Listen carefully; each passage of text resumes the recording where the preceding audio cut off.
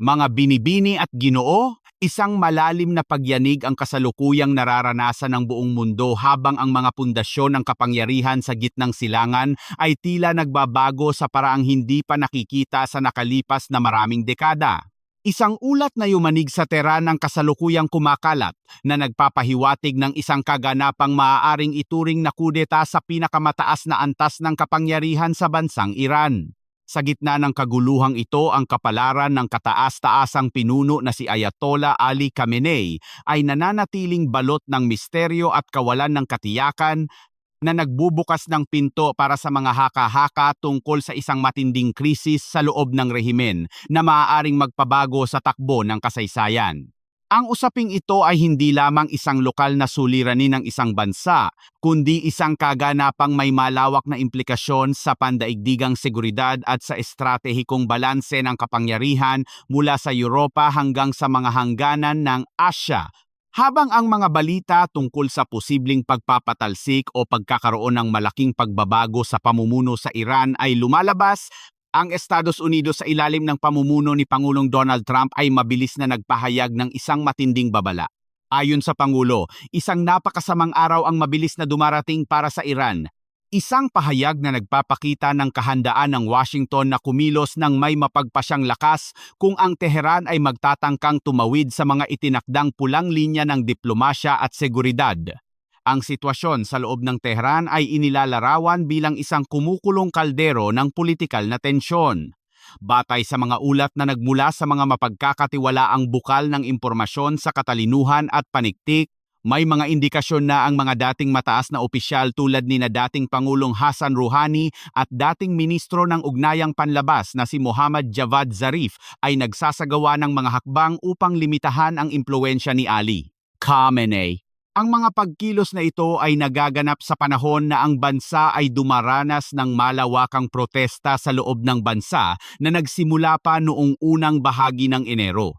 Ang pahayagang Pranses na Le Figaro ay isa sa mga unang naglabas ng impormasyong ito na nagbibigay ng bigat sa mga haka-hakang mayroong malalim na lamat sa loob ng estruktura ng kapangyarihan ng Iran. Bagaman wala pang independiyenteng kumpirmasyon mula sa mga pangunahing ahensya ng balita sa buong mundo o opisyal na pahayag mula mismo sa gobyerno ng Tehran, ang katahimikan mula sa loob ng rehimen ay tila lalong nagpapatindi sa takot at pag-aalinlangan. Isa pang pangalang madalas mabanggit sa gitna ng krisis na ito ay si Ali Larihani, isang veteranong politiko na pinaniniwalaang humahawak ngayon ng isang sentral na tungkulin sa loob ng Supreme National Security Council. Sinasabing si Larihani ang posibleng nagpapatakbo ng mga operasyong pangseguridad at mga estratehikong negosasyon habang ang bansa ay nakaharap sa isang napakadelikadong sitwasyon laban sa kanluran. Ang mga rurok ng impormasyong ito ay dapat suriin ng may matinding pag-iingat, ngunit hindi maikakaila na ang anumang paggalaw sa likod ng kurtina sa Tehran ay magkakaroon ng epekto sa bawat sulok ng mundo. Sa pananaw ng heopolitika, ang Iran ay nasa isang krusada kung saan ang kawalang katiyakan sa loob ng bansa ay sumasabay sa mga pag-uusap tungkol sa kanilang programang nukleyar na hanggang ngayon ay wala pang malinaw na kasunduan. Ang panganib ng isang rehiyonal na digmaan ay palaging nariyan at ang anumang palatandaan ng kahinaan sa pamumuno ng Iran ay maaaring maging mitsa ng mas malaking gulo. Ang tanong na nananatili sa isip ng mga analista ay kung ito nga ba ay isang tunay na pagbabago sa kapangyarihan o isang estratehikong laro lamang ng disinformation upang lituhin ang mga kaaway ng bansa. Gayunpaman, ang bawat galaw sa Tehran ay binabantayan ng maigi dahil ang katatagan ng rehimeng ito ay direktang nakatali sa presyo ng langis, sa seguridad ng mga ruta ng kalakalan at sa kapayapaan sa buong gitnang silangan.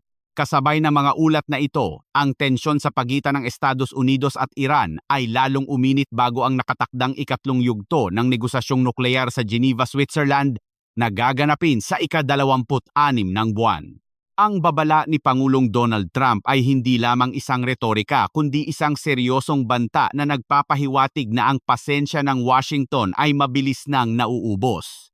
Sinabi ng Pangulo na kung hindi makakamit ang isang kasunduan na pabor sa pandaigdigang seguridad, ang kahihinatnan para sa Iran at sa mamamayan nito ay magiging lubhang kalunos-lunos. Ang pahayag na ito ay may kasamang malawakang pagpapakita ng puwersang militar ng Amerika sa rehiyon na naglalayong pilitin ang Iran na iwanan ang anumang ambisyon na magkaroon ng sandatang nukleyar. Bilang bahagi ng paghahanda sa anumang posibleng pagsiklab ng karahasan, ang kagawaran ng Estado ng Estados Unidos ay nagsagawa na ng mga hakbang upang protektahan ang kanilang mga tauhan. Iniutos na ang paglikas ng mga hindi kinakailangang empleyado ng gobyerno at ang kanilang mga pamilya mula sa Embahada ng Amerika sa Beirut, Lebanon. Ang hakbang na ito ay bunsod ng lumalalang pangamba na ang anumang direktang sagupaan sa pagitan ng Amerika at Iran ay agad nakakalat sa mga karatig bansa, partikular na sa Lebanon kung saan ang grupong Hezbollah na sinusuportahan ng Iran ay may malakas na presensya. Ang pagbabawas ng bilang ng mga tauhan sa embahada ay isang malinaw na indikasyon na ang panganib ay itinuturing na mataas at malapit na. Ang kasaysayan ng ugnayan ng Estados Unidos at Lebanon ay puno ng mga madidilim na kabanata, partikular noong dekada ng 1980 sa gitna ng kanilang digmaang sibil. Maaalala na, noong taong 1983, isang malagim na pag-atake sa pamamagitan ng pagpapasabog ng bomba sa kuta ng mga sundalong Amerikano sa Beirut ang kumitil sa buhay ng 241 sundalo. Sinundan ito ng isa pang pag-atake sa Embahada ng Amerika na nagresulta rin sa maraming kaswalti. Ang mga pangyayaring ito ay patuloy na nagpapaalala sa Washington na ang anumang banta mula sa mga grupong suportado ng Iran ay dapat seryosohin. Sa kasalukuyan, ang mga limitasyon sa paggalaw ng mga natitirang empleyado ng embahada ay lalong hinigpitan at ang babala sa mga mamamayang Amerikano na huwag maglakbay sa Lebanon ay muling pinatibay. Ang bawat detalye ng kaganapang ito ay nagpapakita ng isang pattern ng tumitinding presyon at mabilis na pagbabago sa sitwasyon. Habang ang Tehran ay nakikipagbuno sa sarili nitong mga panloob na demonyo at ang Washington ay naghahanda para sa isang posibleng konfrontasyon, ang buong rehiyon ay nakasabit sa isang manipis na sinulid. Ang kawalan ng katiyakan sa kung sino talaga ang may hawak ng renda ng kapangyarihan sa Iran ay nagpapahirap sa anumang diplomatikong pagsisikap. Kung ang mga ulat ng kudeta ay totoo, maaaring makita tayo ng isang bagong mukha ng Iran na mas bukas sa negosasyon o sa kabilang banda, isang mas radikal na pamumuno na handang itaya ang lahat sa isang digmaan. Para sa mga bansa sa Timog Silangang Asya, kabilang ang Pilipinas, ang ganitong mga kaganapan ay may direktang epekto sa ating ekonomiya at seguridad. Ang pagtaas ng tensyon sa gitnang silangan ay laging nangangahulugan ng kawalang katatagan sa presyo ng enerhiya at ang panganib sa ating mga kababayan na nagtatrabaho sa rehiyong iyon. Higit pa rito, ang usapin ng pagpaparami ng sandatang nukleyar at ang pagbagsak ng mga gobyerno sa pamamagitan ng internal na gulo ay nagbibigay ng mga aral sa estratehikong katatagan at ang kahalagahan ng malakas na institusyonal na pundasyon. Sa pagpapatuloy ng ulat na ito, susuriin natin ang iba pang mga bahagi ng pandaigdigang krisis na ito, kabilang ang mga bagong alyansa at kasunduang nukleyar sa pagitan ng Amerika at Saudi Arabia, ang matinding digmaan sa buwis at kalakalan na inilunsad ni Pangulong Trump laban sa ibang mga bansa, at ang patuloy na paghihigpit ng Europa laban sa Russia. Ang lahat ng ito ay bahagi ng isang malaking geopolitical na puzzle na kasalukuyang binubuo sa gitna ng isang mundong tila mabilis na nagbabago ang anyo. Nananatili ang ating pagtutuon sa Tehran. Ang katahimikan ni Ali Khamenei at ang usap-usapan tungkol sa pag-aagaw ng kapangyarihan ni Rouhani at Zarif ay hindi lamang isang tsismis sa politika. Ito ay isang posibleng pagbabago sa paradigma ng kapangyarihan sa Islamikong Republika. Kung ang estruktura ng Velayat-e Faqih o ang pamumuno ng mga huristang Islamiko ay nagsisimula ng gumuho mula sa loob, ang implikasyon nito sa Iraq, Syria, Lebanon at Yemen ay magiging mabilis at marahas. Ang mga grupong gaya ng Hezbollah at ang mga rebelding Houthi ay maaaring mawalan ng kanilang pangunahing taga-suporta o maaari silang maging mas agresibo upang mapanatili ang kanilang sariling kapangyarihan. Ang bawat segundo ay mahalaga sa pagbuo ng bagong kaayusang ito.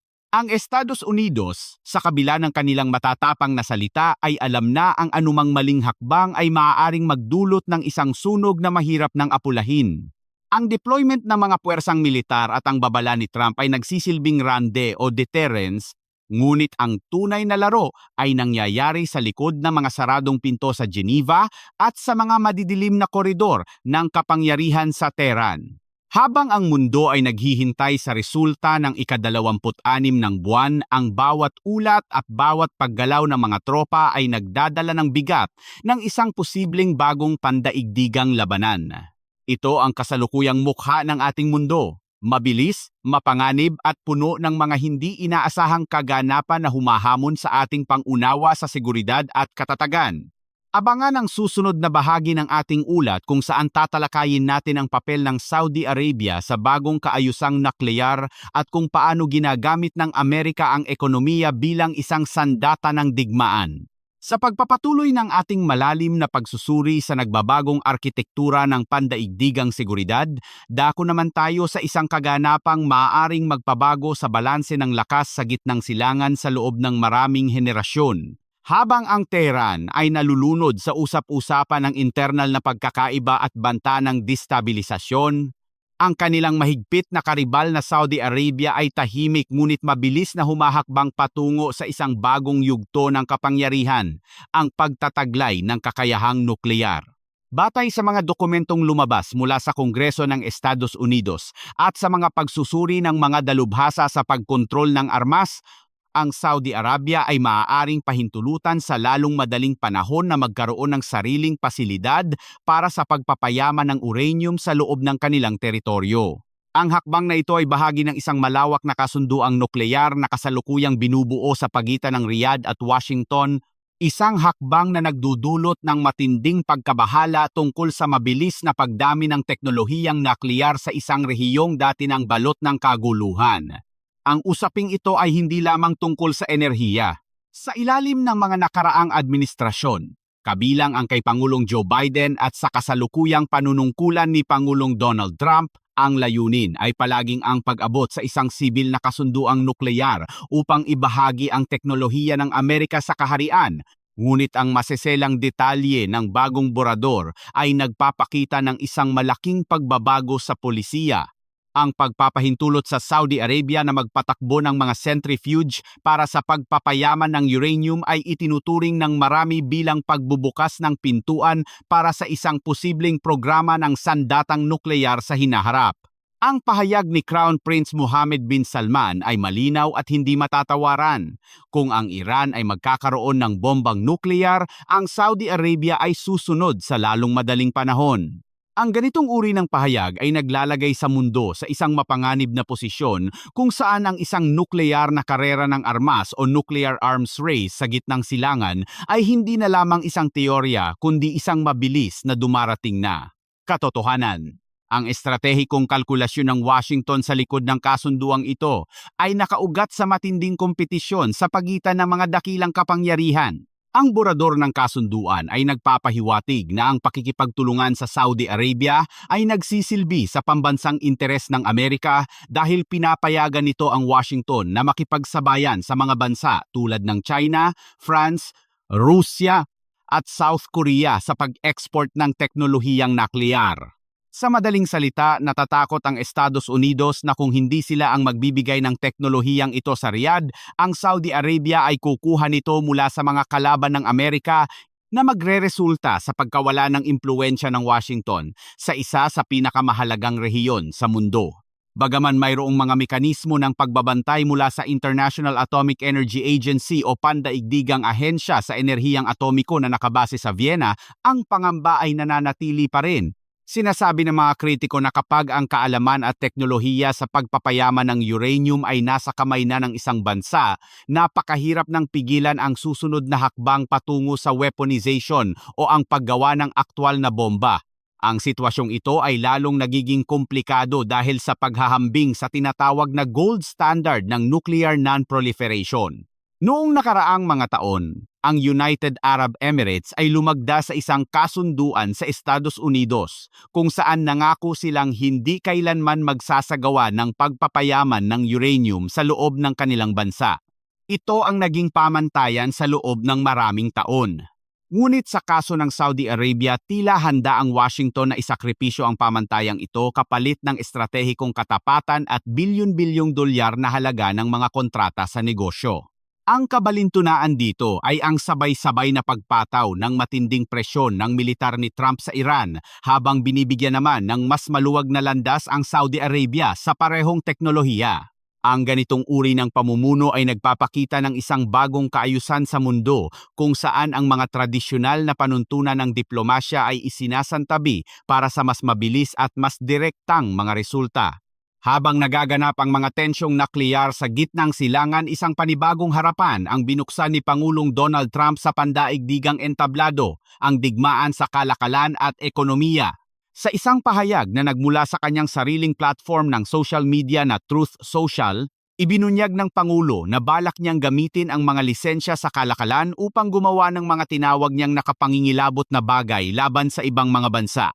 Ang retorikang ito ay bahagi ng kanyang mas malawak na plano na protektahan ang interes ng Amerika sa pamamagitan ng agresibong paggamit ng kapangyarihang pang-ekonomiya. Sinabi ng Pangulo na ang Korte Suprema ng Estados Unidos ay hindi sinasadyang nagbigay sa kanya ng mas malawak na kapangyarihan kaysa sa dati dahil sa isang desisyon na tinawag niyang katawa-tawa at hangal, ngunit gagamitin niya ito upang higpitan ang kontrol sa lahat ng transaksiyong pang-ekonomiya, kabilang ang mga pag-aangkat.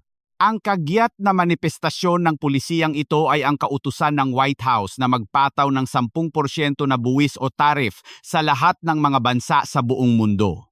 Ang hakbang na ito ay nakatakdang magkaroon ng bisa sa ika-25 ng buwan at inaasahang tatagal ng 150 araw. Ito ay isang direktang hamon sa pandaigdigang sistema ng malayang kalakalan. Para kay Trump, ang mga taripa ay hindi lamang paraan upang makalikom ng pondo, kundi isang estratehikong sandata upang pilitin ang ibang mga bansa na lumapit sa mesa ng negosasyon sa ilalim ng mga terminong pabor sa Amerika. Ang legal na labanan sa loob ng Washington ay kasalukuyan ding nagaganap dahil ayon sa Konstitusyon ng Amerika, ang Kongreso lamang ang may tanging kapangyarihan na magtakda ng buwis sa kalakalan. Ngunit iginigiit ng Pangulo na ang idineklara niyang estado ng pambansang emerhensya ay nagbibigay sa kanya ng awtoridad na lampasan ang tradisyonal na proseso ng lehislatura.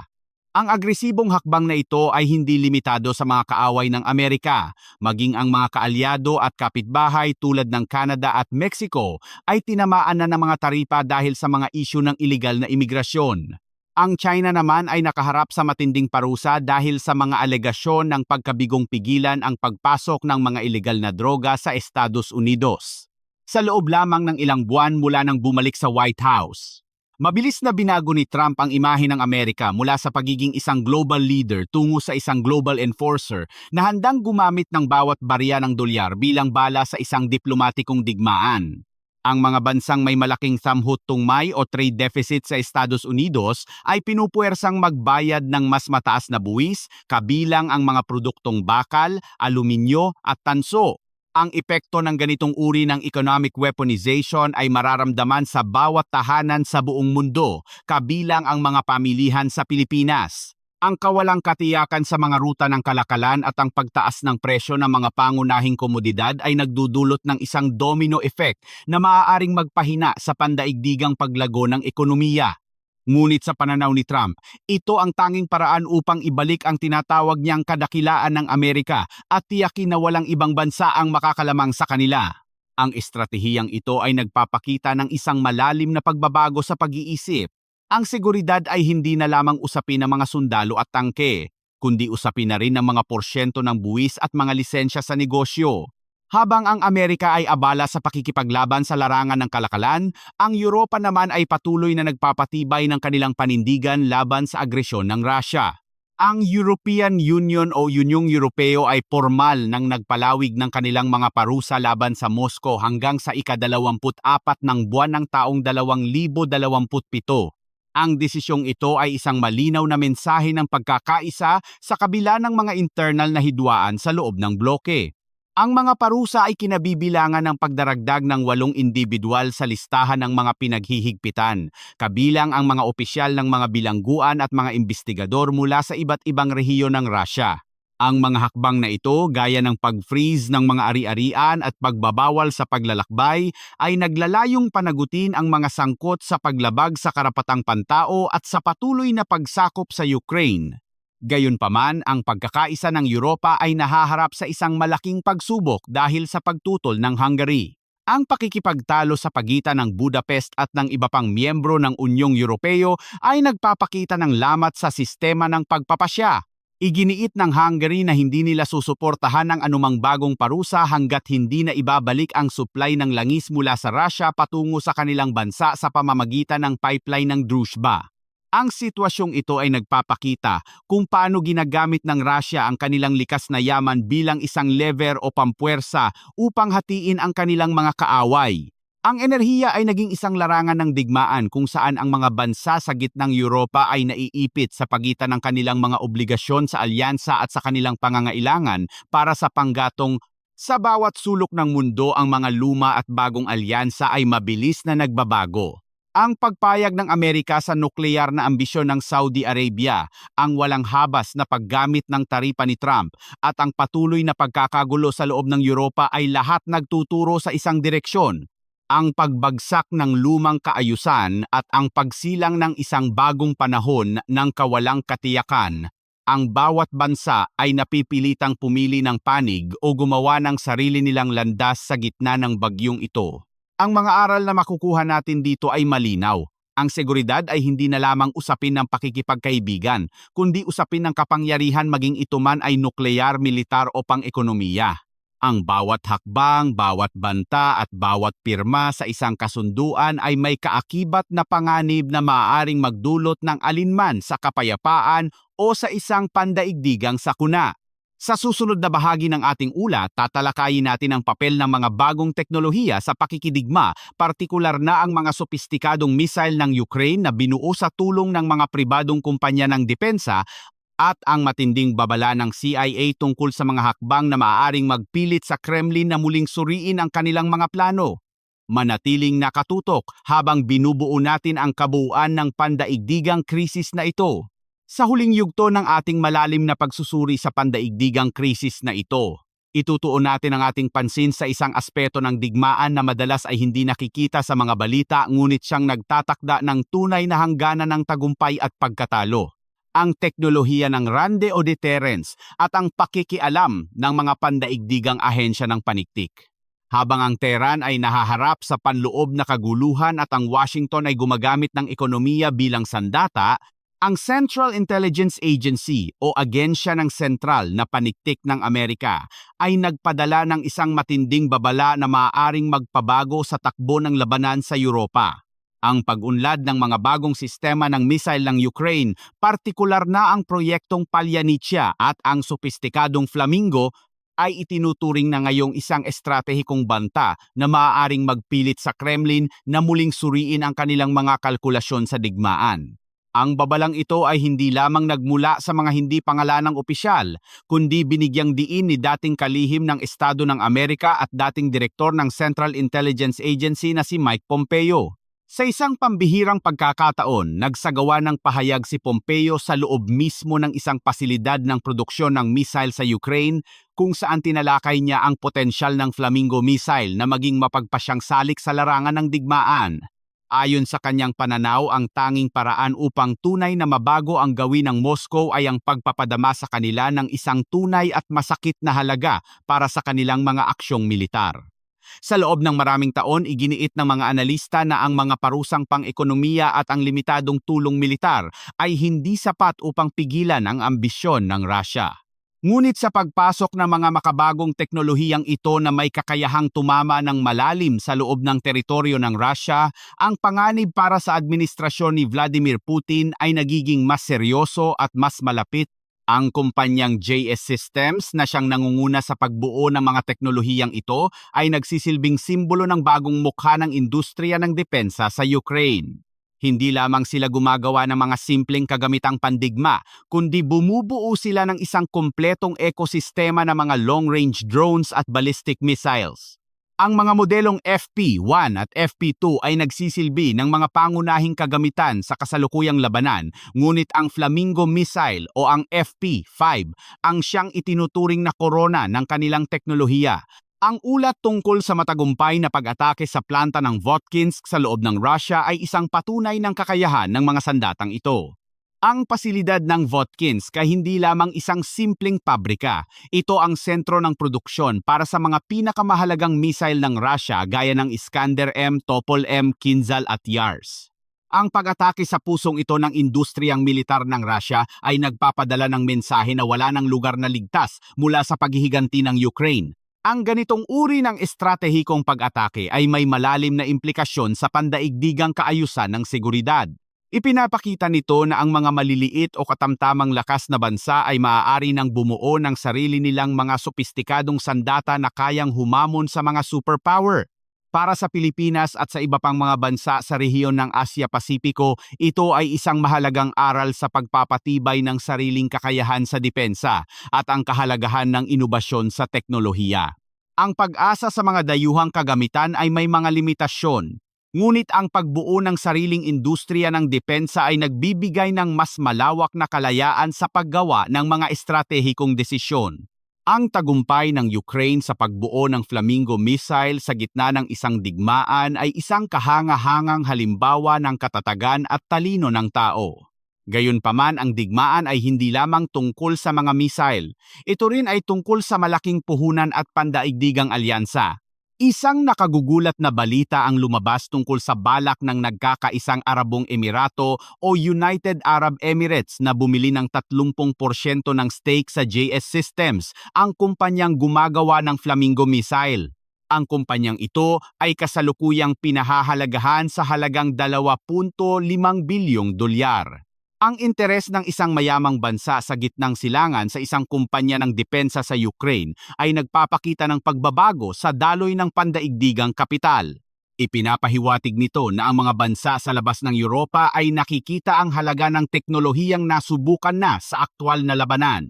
Para sa United Arab Emirates, ito ay isang paraan upang mapalawak ang kanilang sariling kakayahan sa militar at makakuha ng akses sa mga makabagong teknolohiyang maaaring gamitin sa kanilang sariling rehiyon na puno rin ng tensyon. Ang pagsasama-sama ng teknolohiya ng Ukraine, puhunan mula sa mga Arabong bansa at suporta mula sa paniktik ng Amerika ay lumilikha ng isang bagong uri ng koalisyon na hindi sumusunod sa mga tradisyonal na linya ng Cold War. Ito ay isang mas komplikado at mas dinamikong mundo kung saan ang interes sa seguridad at ekonomiya ay nagtatagpo sa mga hindi inaasahang paraan. Ang pagpasok ng kapital mula sa gitnang silangan patungo sa industriya ng depensa sa Europa ay isang senyales na ang mga hangganan ng mga rehiyonal na salungatan ay unti-unti nang naglalaho. Ang bawat kaganapan sa Tehran, Riyadh, Washington at Kyiv ay magkakaugnay sa isang malaking sapot ng pandaigdigang geopolitika. Sa pagtatapos ng ating ulat, mahalagang suriin ang kabuuang sitwasyon ng may neutral at objetibong pananaw. Ang mundo sa kasalukuyan ay nasa isang yugto ng matinding transisyon. Ang mga pundasyon ng kapangyarihan sa Iran ay maaaring nagbabago na nagbubukas ng pinto sa alinman sa kapayapaan o mas malalang gulo. Ang Saudi Arabia ay mabilis na humahakbang patungo sa pagiging isang nukleyar na kapangyarihan sa ilalim ng proteksyon ng Amerika. Si Pangulong Donald Trump naman ay muling binibigyang kahulugan ang kapangyarihan ng Estados Unidos sa pamamagitan ng agresibong polisiyang pang-ekonomiya na hindi nagtatangi sa kaibigan o kaaway. At sa Europa, ang digmaan ay nagiging laboratorio para sa mga bagong teknolohiya ng kamatayan na may kakayahang baguhin ang balanse ng lakas sa buong kontinente. Ang pandaigdigang kaayusan ng seguridad na nabuo matapos ang ikalawang digmaang pandaigdig ay tila hindi na sapat upang pigilan ang mga bagong hamon ng 21 siglo. Ang paghina ng mga institusyong internasyonal at ang pagtaas ng unilateralismo ay naglalagay sa bawat bansa sa isang posisyon kung saan ang sariling proteksyon ang nagiging pangunahing prioridad. Para sa isang bansang tulad ng Pilipinas, ang aral ay malinaw, ang pagmamasid at pag-unawa sa mga kaganapang ito ay hindi sapat. Kailangan nating maging handa sa mga epektong dulot ng kawalang katatagan sa presyo ng langis, sa pagbabago ng mga patakaran sa kalakalan, at sa panganib ng pagpaparami ng mga armas sa ating sariling bakuran. Ang hinaharap ay nananatiling puno ng mga tanong.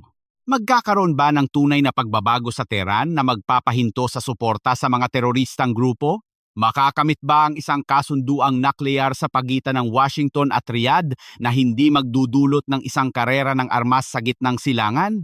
Hanggang kailan kayang tiisin ng ekonomiya ng mundo ang mga taripa at parusang ipinapataw ng mga dakilang kapangyarihan?